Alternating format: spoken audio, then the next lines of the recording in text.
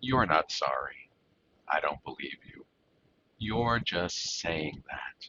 Let's talk about what happens after you offer an apology. Hi, I'm Erik Feig, mediator and founder of Feig Mediation Group in Bethesda, Maryland. In my last video, we talked about the difference between an I'm sorry I apology and an I'm sorry you apology.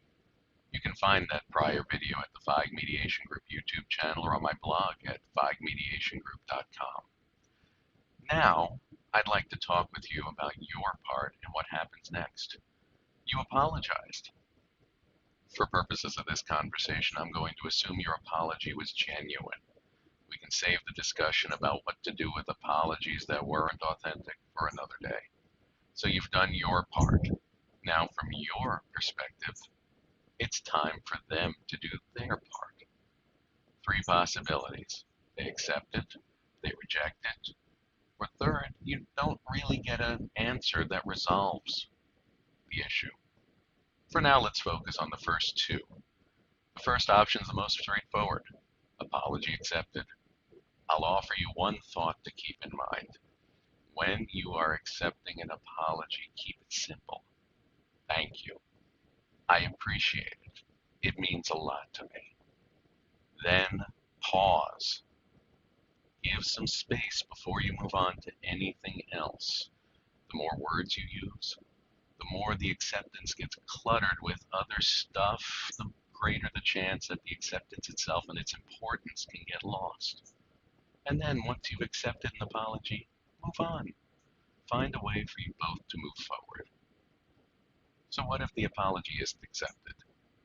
This can be a jarring experience, especially if the rejection is coupled with a criticism or some other kind of unhelpful comment that creates greater distance between you. If you really meant to apologize, you would have. You call that an apology? I don't believe it. If the other person isn't willing or ready, or in some cases knows how to receive your apology, you may hear responses like this. And hearing those words can be painful. You've just offered an apology and they rejected you. This can be it can be a tricky situation.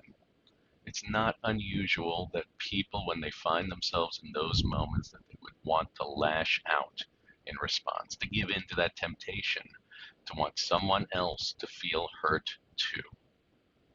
There's a vulnerability when you apologize. It can take a great deal of effort. And when that effort feels discounted or rejected, your own defense mechanisms may try to jump into action. Don't underestimate the pull that this can create. My suggestion, before you do anything in those moments, pause. Slow yourself down. Resist the temptation to respond in kind. Break the pattern.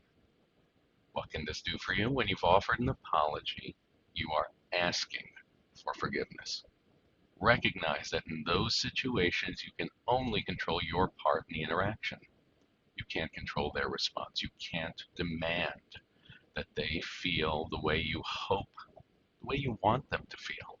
Let me repeat that. You can only control your part. You can't control their response.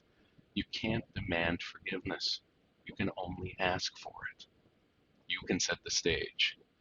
You can't write their script. Forgiveness and reconciliation is a process. They may not be at a point where they are open to really hearing you or to processing what you're saying. They may not know how to move past the hurt that they are feeling. And they may get caught up in a cycle of conflict that is hard for them to break. All of that, though, is on their side of the ledger. Feeling hurt is hard. Feeling rejected is hard. I want to acknowledge that. I also want to acknowledge that this can be a particular challenge for people who struggle with rejection sensitivity. So being able to pause in those moments, to look beneath the surface to see what's really going on, can be difficult. Whether you are asking for forgiveness or being asked to grant it. But it's a skill that you can practice. And it's a skill that's worth practicing. It's important to recognize that sometimes All you can do is your own part, and realize that whatever comes next, you've taken your step. It's up to them to decide what theirs will be. We'll talk about this more in future videos. For now, I want to thank you for joining me.